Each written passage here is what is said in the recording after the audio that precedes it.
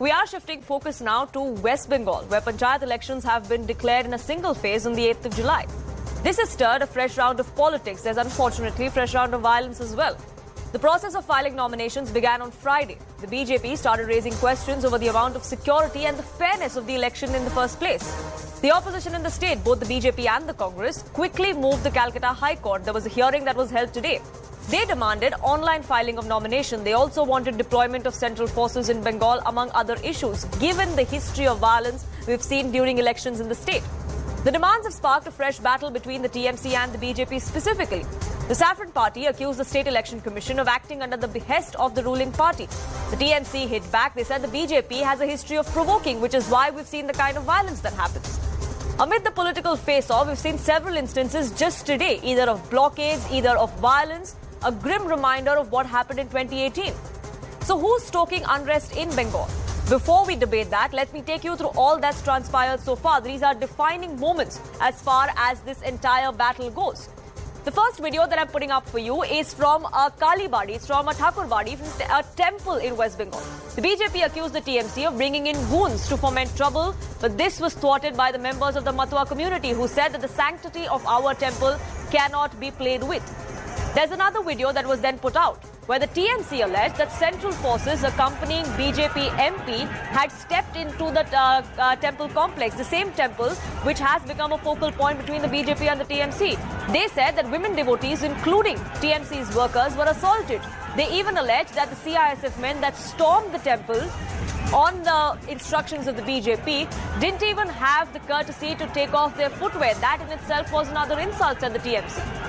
Then a video was released by the BJP where they claimed that their MLA was assaulted as they went to file a nomination. This was an MLA who was trying to help the local workers there to file their nomination.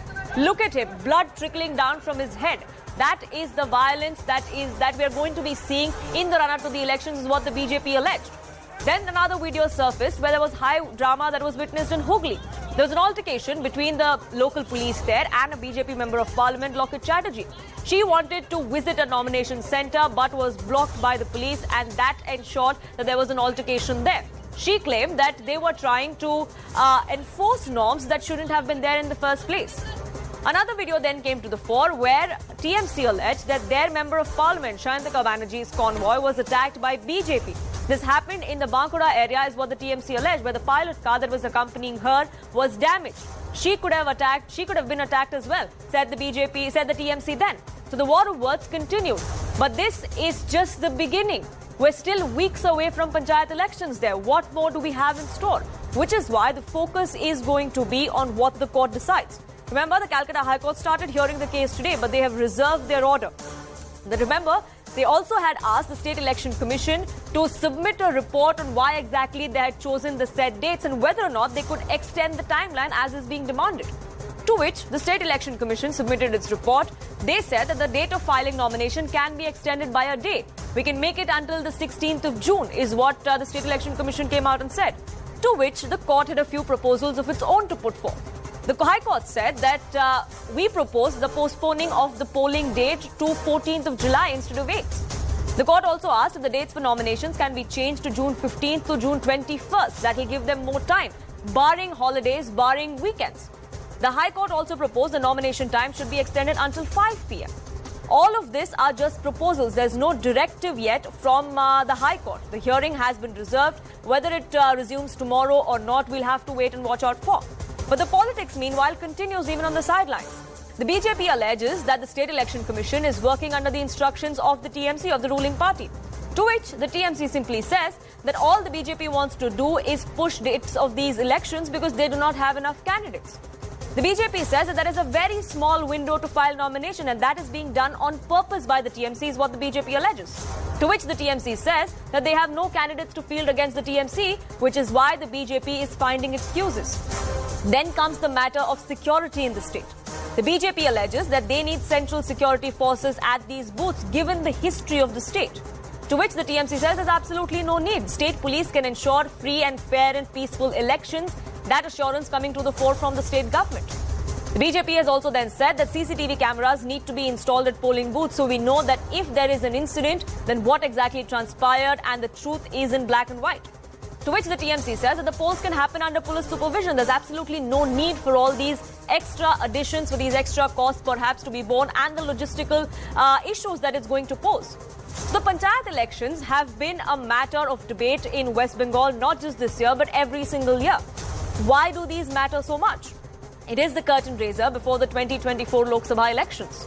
It is going to be a litmus test for all parties involved, the TMC, the BJP, the Congress, and of course the left, which is perhaps a fringe, not just in West Bengal, but many other states in the country as well, is what many would believe.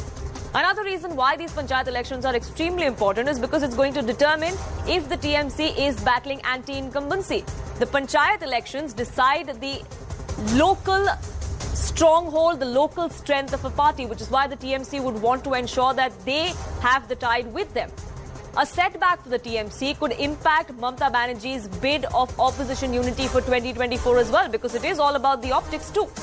Another reason why this is extremely important is this will assess the success of Abhishek Banerjee's Jan Sanyog Yatra. Remember, Abhishek Banerjee is touted to be the successor to Mamata Banerjee. He has been touring the state.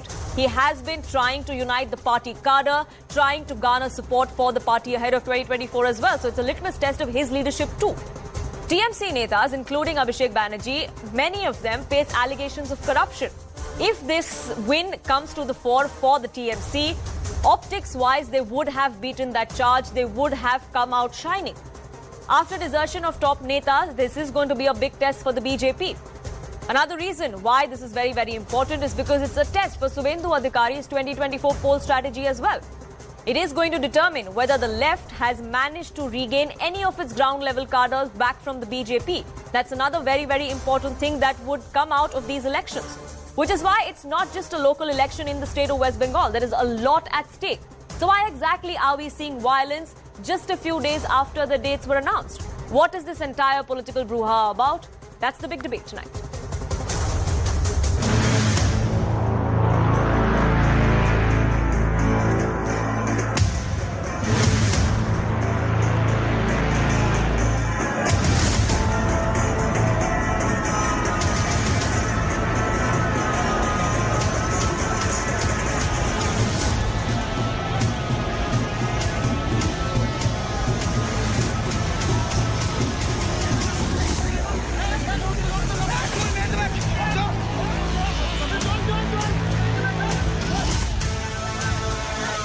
उस बंगाल में जहां ममता दीदी की सरकार हो, वो बंगाल जल रहा है। साथ ही जल रही है बंगाल की अस्मिता, बंगाल की पहचान, बंगाल की शान, बंगाल का नाम, और जलाने का काम कर रहा है ममता दीदी और उनके वहां के लोग। बंगाल में कानून बोल के कुछ नहीं है। यहाँ जो रूल ऑफ लॉ नहीं चलता है, जो रूलर है उसका लॉ चलता है। এরা ভাবছে আমরা যা ইচ্ছা তাই করব না, যখন চাইবো টাকা বন্ধ করে দেবো, যখন চাইবো কেন্দ্রীয় বাহিনীকে জুতো পরে মন্দিরের ভিতর ঢুকিয়ে দেবো। বাপের সম্পত্তি নাকি পৈতৃক সম্পত্তি? सेंट्रल फोर्स वो जूता पहन के मंदिर में घुस के वो लोग अभिषेक को मंदिर में घुसने से वो रोकने की कोशिश की। Shantanu Thakur did with the help of central forces was totally wrong.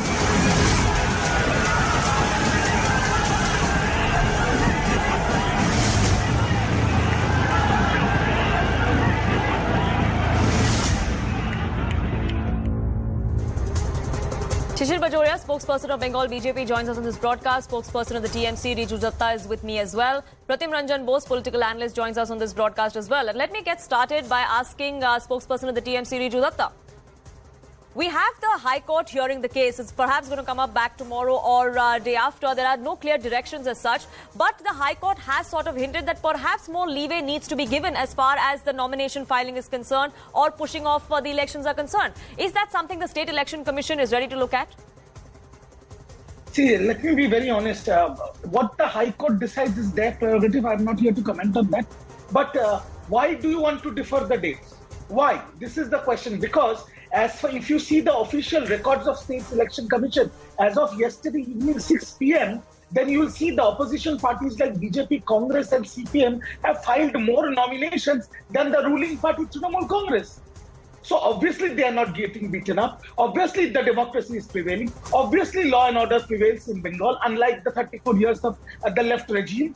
What we are witnessing, what your channel is showing, is one or two incidents in a huge state like, in a large state like West Bengal. But overall, the numbers speak for itself. There is complete law and order. There is peace. BJP is going in mass numbers. They are filing their nominations en masse. CPM is doing it. Congress is doing it. And they have filed more nominations than Trinamool Congress. Yesterday, what happened in the Thakurbari Mandir, today morning, a BJP spokesperson with me in a debate said, we have not allowed Abhishek Banerjee to enter the Mandir because he's a Mathua Mandir, because he's a Brahmin and a Hindu. So is BJP now anti-Hindu, anti-Brahmin? I don't know. So the bottom line is, because the opposition parties are so politically bankrupt, they want to do some sort of circus, some sort of mockery, some But sort Riju of Dutta, are the fears of violence headlines. completely exaggerated? You may say there are only isolated incidents today and in the recent past, but this has only happened, the process only began since Friday. And there is history of violence in the state of West Bengal. And I would like to get in Shishir Bajoria as well. At least 14 people died during violence in elections in 2018. Shishir Bajoria, why do you think then the TMC says that it's the BJP that provokes? Well, first of all, just to put the scorecard in front, today was only day 3 of the nomination. Day 1, 1 death. Day 1, 80% of the BDO said we are not even prepared to accept the nomination because it's been sprung, the government commission has sprung a surprise on us. Day 2, a revolver was recovered. And what happens? The police does not even ask for remand of the person. By the way, we have heard on television one of the cop standing there saying, "Tum bhag kyun nahi rahe ho?" in Bengali. Finally, when the guy was caught, he is in judicial custody, not even in police custody. Revolver found on him. Day 3, candidate kidnapped in Uttar Dinajpur in Chopra. BJP party office burned. And this point that BJP has filed a lot of nominations, CPM, look, TMC has not. Riju Babu possibly knows, if not, let me tell him, that TMC in most cases has not announced its candidates, and that is why they are possibly going to do a storm tomorrow and day after. But the most important point is the nomination of the election commissioner was on the 7th afternoon. 8th morning he takes charge. 8th evening he announces the poll, and by the way, political parties were informed at 9:22 p.m. The email we received was 9:22. Notification next morning, and with the notification starts the nomination process. Sure. And all this, what's the hurry? The panchayats, existing panchayats do not run out till end of August. End of August. What is the hurry? There's only one hurry: take the opposition by surprise, because the party in power knows the schedule. Sure. So it's the TMC, Riju Dutta, that is orchestrating this entire thing. Now, my humble question to your viewers is that whenever the election commissioner is appointed, whenever he has announced the polls, or whatever time limit he has given, all that applies to Trinamool Congress as well. It is not that it only applies to the opposition. So my humble submission is that if the opposition are not politically bankrupt, if they have their candidates that they can fight democratically and electorally in Bengal, then why are they cribbing? Why are they being a crybaby? Because as per again I will reiterate my point, as per the records of the last 2 days, it is the BJP who has filed more nominations than TMC. So why are you being a crybaby? And the examples of one-off incident examples that Shishir Babu is giving for the entire state of West Bengal, I don't know why Shishir Babu forgot to mention that the TMC party office in Birbhum district has been captured by BJP and freshly painted with a coat of saffron. So, things like this happen in 1 or 2 places. The law and order will take its course, and they are making sure that nothing untoward happens. But just by pointing out specific incidents and maligning the state of West Bengal is in very poor state, Shishir Babu. Is in very poor taste. Madam, can I come in? Can I give a quick rebuttal? Go ahead, Mr. Bajoria. First of all, my friend, he should know that the State Panchayat Election Act says it's the state government which decides the date. It's the state government. State government is run by a party. The party in power is called Trinamool Congress. Well, they are no more all India, but that's okay. That's besides the point. This Trinamool Congress runs. So if the spokesperson says it's the same for everyone, well, I think it's a little difficult to believe. And you know what? One incident, already day 3, one dead body there. We have seen in these 3 days of nomination what we normally see on poll day. 2018, what we saw on poll day. And by the way, 20 seconds, of please. Birbhum, about Birbhum, what did your police do? That's what we are saying. Your police is not there. It's inadequate. You have so politicized it, they don't even know which side, what to do. If BJP has done wrong, stop BJP, catch BJP. आपको मना कौन कर रहा है भाई? Riju Dutta, your party, yes, quick rebuttal, 30 seconds before I get in Mr. Bose as well. But Riju Dutta, your party has been in power in the state for 3 terms. Can you then keep pointing into the direction of the BJP saying they provoke? If they are provoking, then it's your job to ensure that they do not and that law and order situation is maintained. Yes, Poonam, but you have to also understand that from the 34 years of the left regime, violence and bloodshed has become a culture of Bengal. It's a work in progress. In 11 years, from that bloodshed and hundreds of dead bodies, we have come down. We are trying to maintain peace and law and order in the state. But let me just quickly rebut the points that BJP has raised in the Calcutta High Court. First, they want CCTV in the booths. Okay, very good. You had CCTV in the booths in the 2021 Vidhan Sabha elections. You want central forces. You had central forces in the 2021 Vidhan Sabha elections. What is the result? What was the result? Now, who bears the cost of all this, of the logistics, central forces? Tax-paying citizens. Tax-paying citizens. So basically, you do not have the cadre base. You are politically bankrupt. You don't have any locus standing in Bengal. You just want to create a ruckus and a circus to stay relevant in headlines. And then you will go on to malign the ruling government and malign the state. This is very wrong. I believe you go file your nominations. If anybody stops you, you call up Trinamool Congress, you call up the State Election Commission, they will file your nomination. We will go and help you file your nomination. We will call up Trinamool Congress. Yes, you call Shishir Babu. If anybody in your party faces problem, you call me. Yes, you know me personally. I will go and file his nomination. Riju, just to let you know, you know what your chief secretary did. You know what your chief secretary did. He's my chief secretary also. You know what he did? He issued an order where he gives a phone number for grievances. And do you know which is that grievance number? It is the Trinamool grievance number of Didi Ke Bolo. This is what the chief secretary has done in an order. He has given the grievance number, which will go to Trinamool Congress. Shishir Babu, you are making one small mistake. You are making one very small mistake. Didi is just not the leader of Trinamool Congress. She is also the Honorable Chief Minister of West Bengal, my Chief Minister, and your she's my Chief Minister also. She's my Chief Minister also. The Chief Secretary had asked for a different number, which would have gone for Shorashori Mukhyamantri, but then somebody prevailed on him. He changed his mind, and it became Didi Ke Bolo. Didi Ke Bolo is your party program. It's not Chief Minister of West Bengal's program. I will only say this, Poonam. Lastly, I will only say this to your viewers. I hope that the High Court allows whatever BJP is asking for. Sure. Because then what will happen is they will not have any legs to stand on. Nach na jane angan tera. CCTV So who exactly is provoking? Whom somebody is provoking and rest? I request you gentlemen to stay on with me. Pratim Ranjan Bose has been patiently waiting and listening to what you've been saying. Pratim Ranjan Bose, we've seen the kind of violent history, unfortunately, Bengal has seen, especially as far as elections go. So the kind of demands that are being made of more time to ensure logistical support of central forces being there, are those claims completely outrageous? Are those demands completely outrageous? No, not at all. If you look at the number of police and the number of booths, number of police including all clerical, IGs and whatever, there has to be 1.5 allotment per booth. 1.5 police. Remember, that is, you are taking the entire police to manage the booths. So that's a non-feasible kind of situation. Now the government must be knowing everything. Why did they announce it? So, see, it is abnormal that an election commissioner will take charge and the next day it starts and straight away into the nomination process.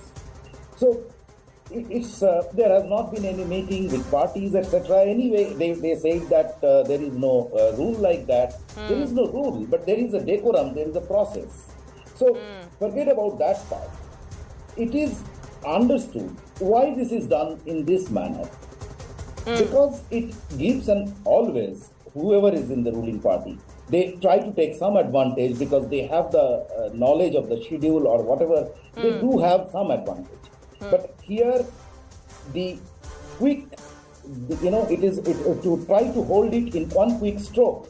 The biggest reason lies in the very fact what Mr. Dutta has been pointing out, that Trinamool hasn't filed a nomination. See, if you may remember, the whole call of Mr. Banerjee was to restructure Trinamool, and he kept on speaking in these lines in his meetings. I can guarantee you, if it was done in a process which is generally accepted, by this time you would have seen, it is Trinamool versus Trinamool violence would have been at the forefront. Sure. And when we see at the total violence, as a Bengali, I am very ashamed to say this, but I have to say, because you call always on this violence and these days, whatever we are seeing this year, in a very negative sense, is better than 2018, simply because in 2018, the opposition was not allowed, period. Everyone knows what happened. Sure. This time, what we are seeing is not welcome, but is interesting. I am surprised that BJP got so many people to file nominations. Sure. And remember, this is fact that even on day 3, many people are going to file nomination and coming back because the people over there are not ready. Sure. This is a fact. I'm telling you, this is... So nominations are happening, the process is happening. Unfortunately, we are still seeing violence that's coming to the fore, blockade as the BJP alleges as well. The war of words continues between all parties, especially between the BJP and the TMC. Whether it's advantage BJP or TMC is besides the point. It should be advantage the people of West Bengal. That's really where the bottom line should be as far as any election goes. And that's the bottom line that should be as far as these elections go as well. But I'm completely out of time. I thank you all gentlemen for joining us here on this broadcast with your perspective.